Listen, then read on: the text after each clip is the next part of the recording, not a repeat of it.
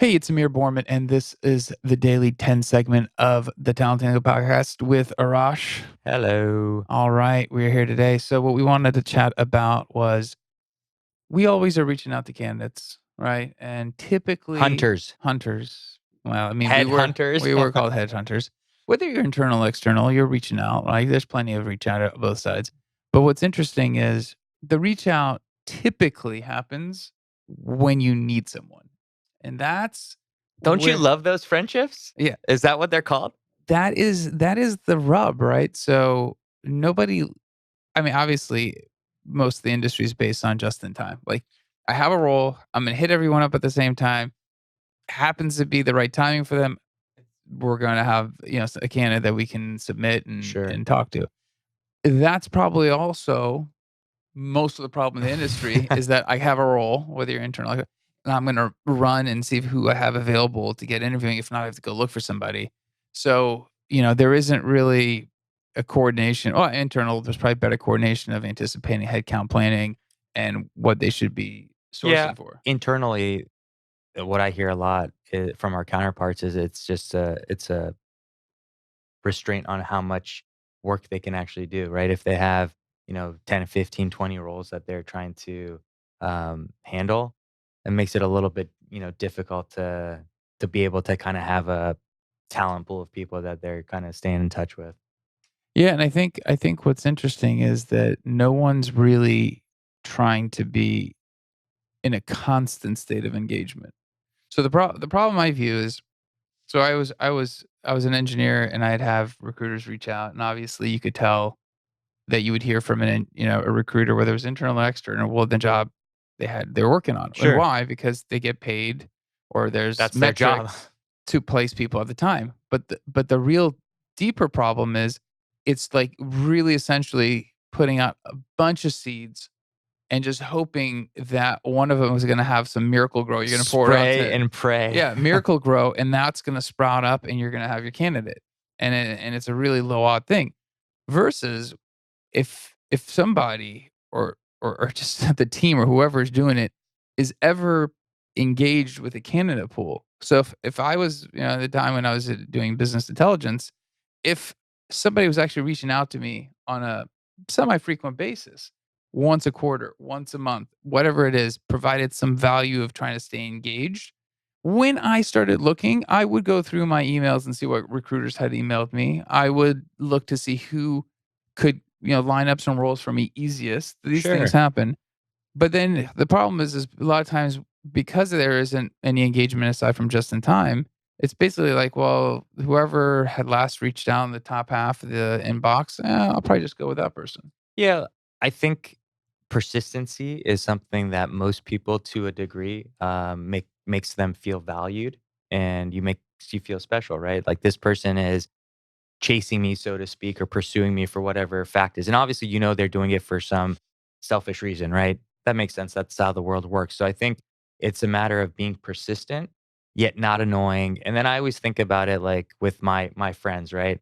Like, you have those friends that literally you won't hear from them until, hey, can you help me move? There's And a it's like, problem. Yeah. uh, sorry, what? I haven't heard from you in like months, and now you just want me to help you move. So I think everybody has or has encountered somebody in their kind of circle that's like that. And I think the stigma for a lot of the recruiting world is that, right? Like, I don't think it's a stigma, it's a reality. well, So I say well, I most think I think there there are are some no, people that I think there's definitely folks out there that take the time to build relationships and they're, checking in, right? Every so often or we're whatever talking yeah, the whatever the time frame is. majority. Yeah, yeah, no, Majority. agreed, Yeah, I agreed. I think the exception is people who are saying, "Here's my 100 candidates, and I'm just gonna work with these 100, and Right, I agree with that. I'm going to be engaged with them the whole year, and I know that a certain percentage, 18% might at any given time be looking," or whatever the number is. I'm Right, just and throwing I agree with that. I and think you're gonna that's work with those people yeah, and I because think how that's many the do you the need? quality over quantity kind of mantra, No, right? I don't think it's quality or quantity. It's you need the time to build that level of relationship so that when you are looking, you would have someone to turn to. It's the same thing as why do you think real estate agents come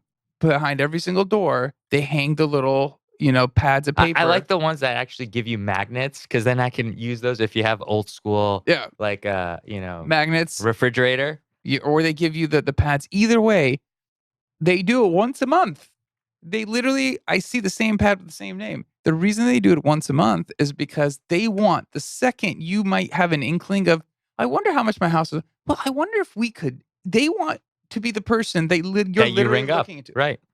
But in recruiting, internal or external, very seldom does it happen that your goal is to be again, the goal of recruiting is way too much focus on selling, the just I need the candidate because I need to close the role. I need to sell that role now. Versus I literally want to be top of mind. I'm going to either be whatever expertise I have, or Sure, of it's course. based on the relationship, but whatever it is that you're looking to use to leverage for that relationship, that's not happening so that it's top of mind. So really my thought is, why is recruitment not focused driving top of mind? Because if you're top of mind, then you will get inbound. People will reach out to you when it's time, and then you're doing a lot less. Let me source the 7 people I have not sourced this century, and let me hope there's 9 people that have moved in to the area that I'm going to reach out to. And it's the cycle of You're nonsense. saying people don't like seeing the same LinkedIn profiles over and over and over again. Um, it's like, I think I've seen this same profile 50 times in my life. No, but I agree with that. I think part of it starts from the beginning, right? If you're able to, right? If you have the time, right? And again, I say this because I've had this conversation with some internal folks, and I know it's just a resource capacity issue of time in certain situations, but it's top down. I'm saying if you have that mantra of, okay, I'm here for the long haul with this individual, and I might not be able to have anything that for them today, but I'm here to establish No, and build I rapport. don't even think I don't. So I think it, so you're gonna know. I have an engineering team. Let's say you're a company of 500 people. You already know that your engineering team works with Java.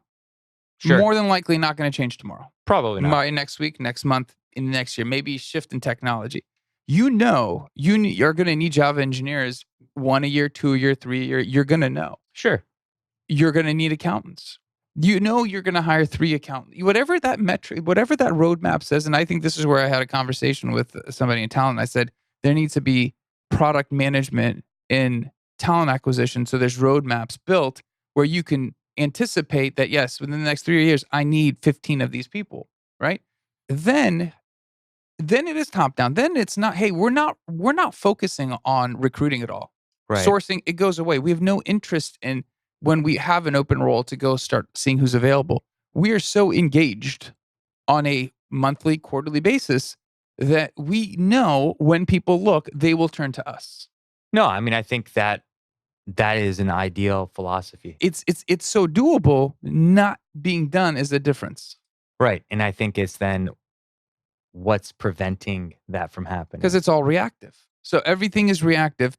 Now, obviously, if there's attrition on the team and you need to replace them, that's a different story. But still, if your funnel, I mean, it's a sales funnel, like marketing funnel. This is basic stuff that it happens for everybody who's selling their software, right? We work with a lot of tech startups, and a lot of the companies that have their own marketing funnels that they produce uh, campaigns to drive, inbound leads. It's the same ideas here. This is not something that's brand new. It's just not being done because we've been conditioned to think that recruiting has to be me going to get Right, I think the adage that I mentioned of headhunter is head hunter. is still, "I need to eat, I go hunt." Yes, this is true. And I wonder when that's going to change. And I think that's going to be the big shift that will happen in the industry. This will be sourcers will have to start falling off because there's only so many people you can constantly find or hit up or get in touch with. I agree. All right, that's it.